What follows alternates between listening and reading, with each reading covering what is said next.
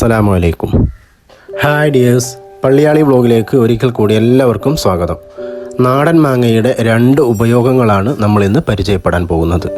ഒന്ന്, മാങ്ങ ഉണക്കി പുളിയായിട്ട് എങ്ങനെ ഉപയോഗിക്കാം എന്ന് നമുക്ക് നോക്കാം. അതിനുവേണ്ടി മാങ്ങ ഇതേപോലെ നന്നായി അരിയണം.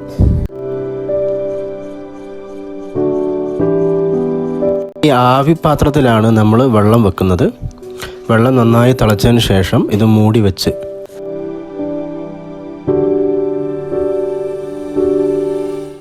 അതിലേക്ക് നമ്മൾ നേരത്തെ അരിഞ്ഞു വെച്ച മാങ്ങ അത് പതിയെ ഇട്ട് കൊടുക്കുക.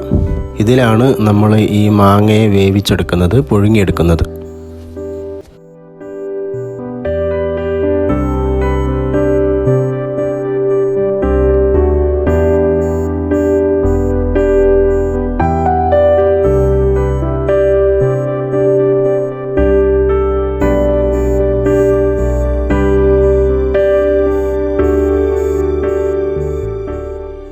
പാത്രം മൂടി വെച്ച് കുറച്ച് സമയം കാത്തിരിക്കണം. അതിനുശേഷം കുറച്ച് സമയത്തിന് ശേഷം നമ്മളതെടുത്ത് നോക്കുമ്പോൾ ഇതുപോലെ ഉണ്ടാവും. നന്നായി പുഴുങ്ങി വന്ന് അതിൻ്റെ നിറം മാറും. കഴിഞ്ഞ ദിവസം നമ്മൾ തുറമാങ്ങ പരിചയപ്പെടുത്തിയിരുന്നു.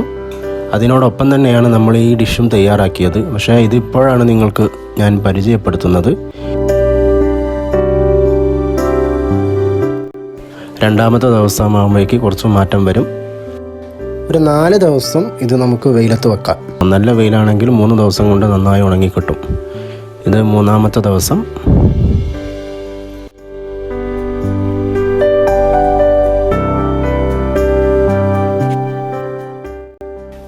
ഇത് 4-ാമത്തെ ദിവസം.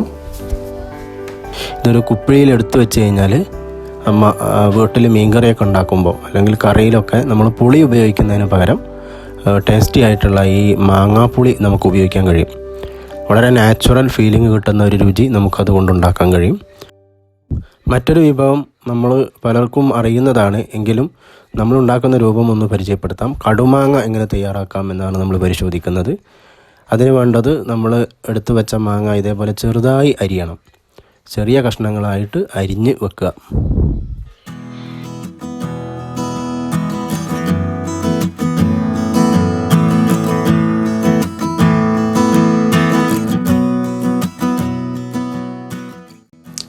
പിന്നെ പാത്രം ചൂടാക്കുക. വെളിച്ചെണ്ണ ഒഴിച്ച് ചൂടാക്കി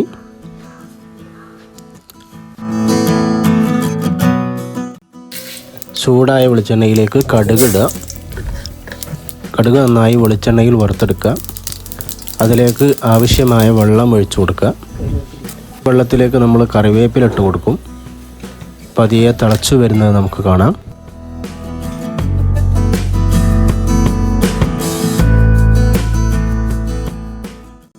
മുളക് പൊടി, അതിലേക്ക് നമ്മൾ മുളക് പൊടി ചേർത്ത് കൊടുക്കുന്നു. നന്നായി ഇളക്കുക. നന്നായി ഇളക്കി കൊടുക്കുക. അത് മിക്സായി വരണം.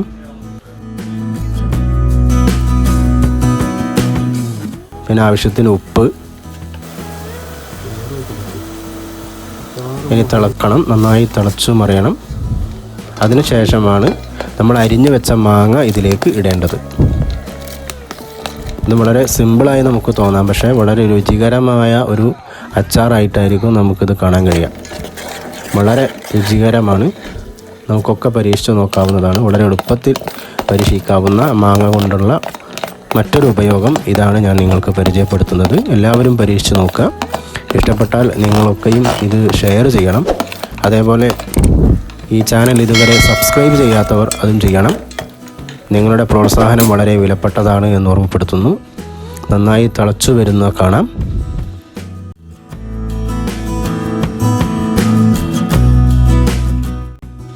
നന്നായി തിളച്ച് കഴിഞ്ഞതിന് ശേഷം അത് നമ്മൾ എടുത്തു വെക്കുന്നു.